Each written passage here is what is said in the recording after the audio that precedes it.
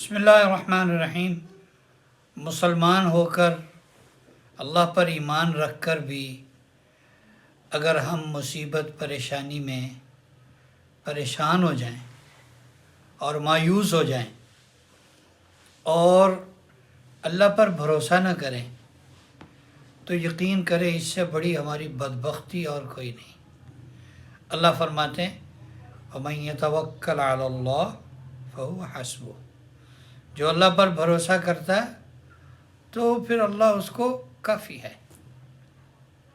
تو مصیبت، پریشانی، آفت، بلا، دکھ، درد، بیماری، یہ چیزیں دنیا کا حصہ ہیں۔ اور ایک بات یاد رکھیں یقین کے درجے میں، جس طرح رات ہوتی ہے، جتنی بھی لمبی رات ہو تو لازمی صبح ہوتی ہے، لازمی صبح ہوتی ہے۔ گرمی کے دنوں میں سورج نکلا ہوا ہے، گرمی لگ رہی ہے، تپش ہے، لو چل رہی ہے، پسینے میں ہر آدمی نہایا ہوا ہے، تو یہ سورج غروب ہوگا اور رات کی ٹھنڈک ہوگی۔